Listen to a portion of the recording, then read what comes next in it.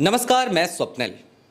जरा सोचिए, 11th standard के बच्चे स्कूल की तरफ से मिला हुआ एक प्रोजेक्ट और उस प्रोजेक्ट के तहत वो निकल पड़े हों समाज को अवेयर करने के लिए। लगातार समाज को अवेयर कर रहे हों अलग अलग एक्टिविटीज़ के जरिए। है ना एक बड़ी मिसाल। मेरे साथ आपको फ्रेम में जो 4 बच्चे दिख रहे हैं, मैं इन्हें बच्चा ही कहूँगा। ये 11th स्टैंडर्ड में हैं, एमिटी इंटरनेशनल स्कूल नोएडा में। और इन बच्चों को एक प्रोजेक्ट मिला और इन्होंने तल्लीनता के साथ उस प्रोजेक्ट पे काम करना शुरू कर दिया है। मैं सबसे पहले आपको इन बच्चों का परिचय करा देता हूँ। क्या नाम है आपका? विहान गर्ग। विहान गर्ग। हाँ जी। आपका? मेरा नाम दिविशा गुप्ता है, मैं 11th स्टैंडर्ड में हूँ। अनविति आलोक तिवारी, मैं भी 11th स्टैंडर्ड में हूँ। जोशुआ फिलिप मैथ्यूज, मैं भी 11th स्टैंडर्ड में हूँ। ठीक है।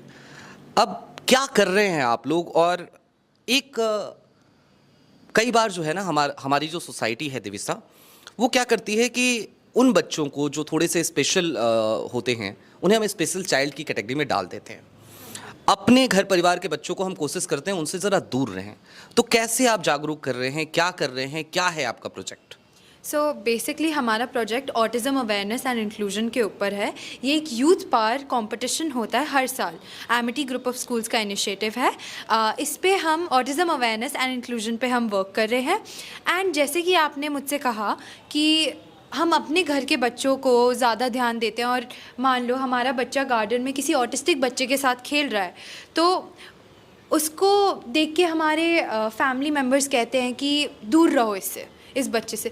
बट वो भी तो एक बच्चा ही है, वो भी एक मासूम सोल है जो हमारी तरह जीना चाहती है। बट सोसाइटी ने ऐसा उनको पागल नाम दे दिया है कि दूर रहो, वो पागल हैं।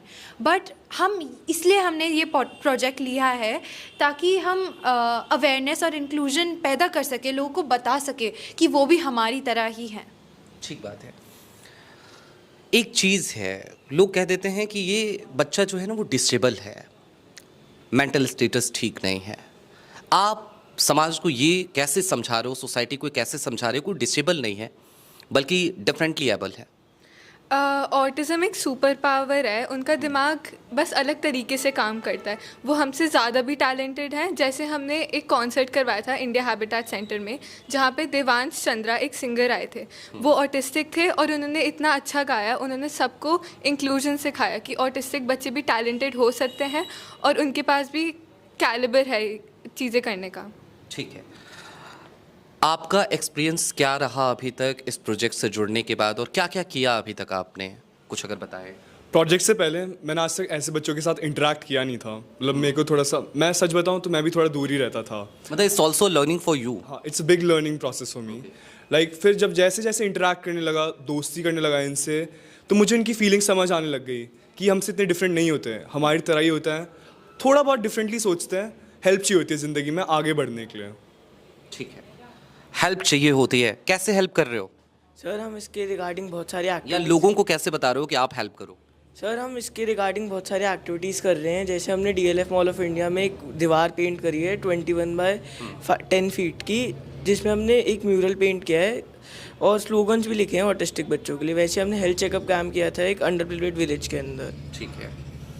दिविशा, ये जो प्रोजेक्ट है, ठीक है, आज आप जुड़े हो, एक कॉम्पिटिशन का हिस्सा है। इस प्रोजेक्ट के बाद, 11th के बाद, ये प्रोजेक्ट तो आपका मान लीजिए आपने कंप्लीट कर दिया, इसके बाद भी आप कंटिन्यू करोगे, कैरी ऑन करोगे? क्या इस तरीके की भी कोई लर्निंग आपको मिल रही है? सर, जैसा कि आपने और जोशुआ ने कहा, ये लाइफ की एक बहुत बड़ी सीख है, बहुत बड़ी लर्निंग है। जैसे हम वोकेशनल ट्रेनिंग हमने सेशंस किए थे सनराइज़ लर्निंग स्पेशल स्कूल में। उधर जाके हमने इतने सारे ऑटिस्टिक बच्चे उनसे इंटरेक्ट किया, हमें बहुत कुछ जानने को मिला। हम वहाँ कुछ सिखाने गए थे, बट सिखाने से ज़्यादा हमें सीखने को मिला। जैसे एक बच्चा था, वो ढंग से बात नहीं कर पा रहा था, he was non verbal, but उसकी drawing skills, it was mind blowing. इतनी अच्छी ड्राइंग स्किल्स मैंने आज तक देखी नहीं थी। उससे हमने इतनी सारी अलग अलग ड्राइंग टेक्निक सीखी, इतना सब कुछ सीखा। अगर आप देखें, अगर इन जनरल भी हमने कुछ इतना बड़ा किया नहीं बच्चों के लिए, जो हमें सीख मिल रही है वो लाइफ लॉन्ग रहेंगी हमारे साथ। वो लाइफ लॉन्ग रहेगी। एक बात बताओ, एक मूवी आई थी, क्या नाम था? सितारे ज़मीन पर। मूवी आई, उसने क्या सोसाइटी को अवेयर किया? हाँ, वो जो सितारे ज़मीन पर मूवी आई थी उन्होंने और अवेयर किया सोसाइटी को अबाउट न्यूरो डाइवर्जेंट किड्स।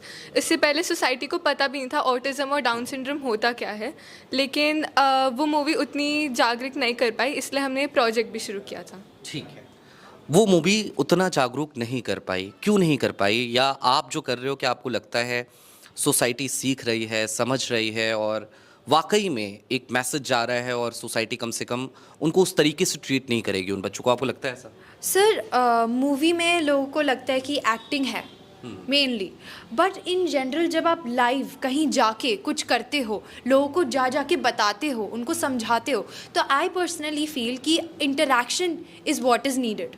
लोगों को जाके बताना पड़ता है, जागरूक करना पड़ता है कि ये मजाक नहीं है, ये एक्चुअली में कोई इंसान, कोई बच्चा इस चीज़ से गो थ्रू कर रहा है।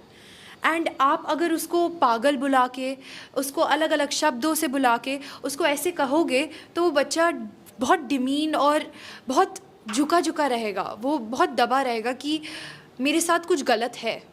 अगर मैं उस पर कुछ होगा भी, जैसे उसकी स्किल्स अच्छी होंगी, एक्टिंग स्किल्स अच्छी होंगी, ड्राइंग स्किल्स होगी, लोग उसे बस कुछ बुरा कह के उसको दबा देंगे।